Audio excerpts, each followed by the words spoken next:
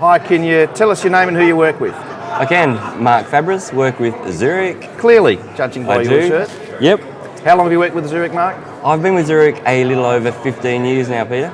Okay, very good. And let's explore that in a minute. But before Zurich, what did you do? Before Zurich, I've been in the industry for a little while. I had a few roles at AMP before Zurich. Okay. And before my time at AMP, I spent a bit of time in the field as an advisor. Okay, so you've kind of worked on both sides of the fence, as it were. I have. Okay, all right. And what, going back further, did you do before you were an advisor, Mark? Oh, going back further, we're just about going back to school, I think. It wasn't too long out of school that I got into financial services. Okay, so how long altogether have you been in the financial services industry? Oh, that gets a bit frightening and might lead to knowing my age, but goodness, it'd be pretty much 30 years. That's brilliant. So where'd you grow up? Grew up in Canberra. Canberra, okay, all right, that was fun. What school did you go to? I went to Marist Brothers. Marist Brothers in Canberra, very good. In the 70s, presumably, Mark, or something like that? I'd like to say 80s, actually. But you can't, can you? No, I can. No, I can definitely say that. All right then. And now, Mark, were you a good boy at school, or did you get in a bit of trouble? It might be fair to suggest that I was a little bit of an attention seeker. Okay, and how did that manifest itself, Mark? Through much humour and generally mixed application, to tasks at hand. All right. Did you ever have to go to detention at primary school or anything like that? Possibly. I don't recall too many specific instances, but... yeah, right. You'd be pretty good on the witness stand at the moment, Mark, I think. You're not giving me many specifics, but I think we're getting it. I don't recall. All right. So when you're at school mucking around, did you have any dreams about what you wanted to be when you grew up? Goodness, that's a really good question. I don't know. I've always kind of in the financial side had an interest from sort of through school, probably just because I wanted a lot of money and good things and good times. Okay, who doesn't? Fair enough. So you kind of found this, you just gravitated towards finance or commerce? I did. So I actually did some commerce studies at university, and then fell into advice just through a friend of a friend, and sort of went from there. Obviously, you've worked longer serving advisors than being an advisor, but I presume having worked as an authorised representative back in the 80s or early 90s, whenever, it's helped you a lot with what you do now? Oh, absolutely. Because I think what my job really is about is trying to make the experience for advisors, for customers, for people that deal with us as efficient, effective as possible, and having an appreciation of what that actually is in reality and what advisors are trying to achieve, what those touch points are like. I think I've got a fair idea of what that's about. And the fundamentals haven't changed from what they were 20 or 30 years ago about the core of being a relationship. What we're trying to do is just help augment that and make that relationship as efficient and effective as possible. Okay, well let's talk about the 15 years at Zurich. What did you do when you first joined the company? First, I think I was strategic marketing was probably my first role, and didn't actually change. The role didn't change too many times. I've just kind of gravitated through the style of the work or what the job was at hand. Okay, all right. And what are you doing at the moment? So at the moment, I lead the digital team, so I'm head of digital. That doesn't sound, is that very sexy or is it not very sexy? It is, of course it is. But I get the chance to be able to really impact our touch points with advisors, particularly what we're doing around portals and how servicing occurs. Within my team, there are elements like marketing automation, the enablement, so we can help make sure that the communications that we have with advisors and therefore help teach them around the personalisation of what you're doing and use of data.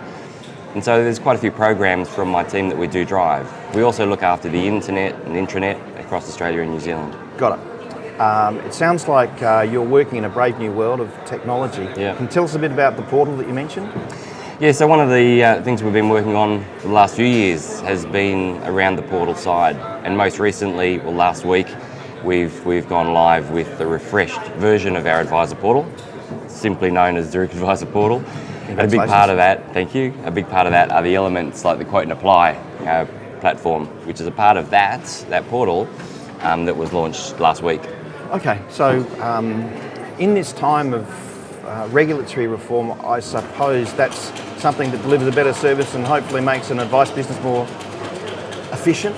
Yep, efficiency is the big one, and so from my team, we have efficiency and experience as a couple of the key themes that we'd like to run through just about anything that we do. Efficiency and experience could be from the way we operate, but particularly when we're talking about our relationship with advisors, is helping them to be more efficient, and then hopefully they like to deal with Zurich as a provider or you. more so, or me. There you go. Absolutely. All right, let's talk about you for a minute. I see just and with respect, Mark, a couple of grey hairs on either side of your head there, and a just really a couple nice of touches, modern couple of haircut. highlights. What do you do? Yeah. What do you get up to when you're not working with Zurich and helping advisors?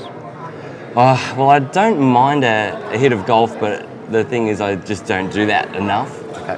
I did spend a little bit of time at our headquarters in Switzerland up till a couple of years ago, and that kind of got me out and about a little. I was enjoying the mountainside, and so I've got into road riding more, road cycling, so I quite enjoy that.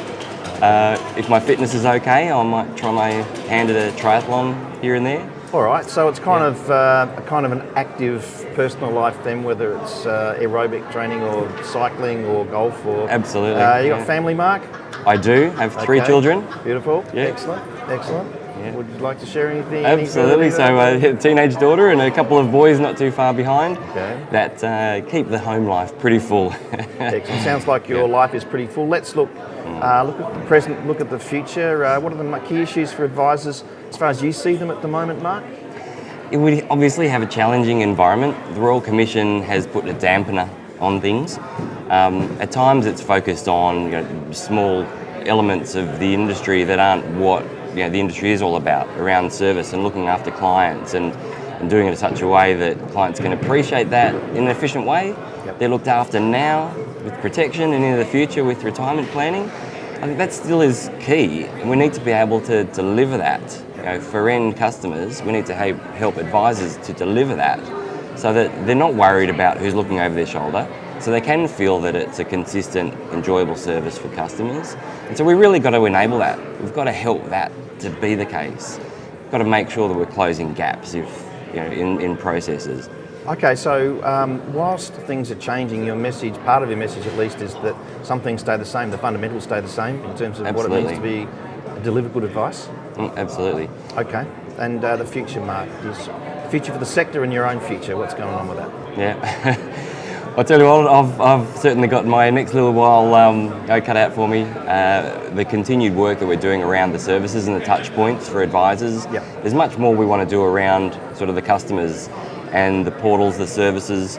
So many of the elements of digital services that sit outside of our industry, we need to bring in.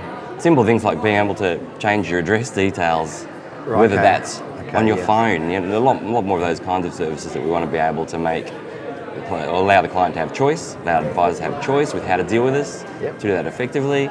So that's a big part of what we want to do. Get down to the simple touch points, make them as easy and effective as possible, and still remember that relationship is at the core of what we do, what advisors do with clients. You've got your work cut out for you then, work-wise. What about personal? You got some bucket list items you haven't ticked off yet?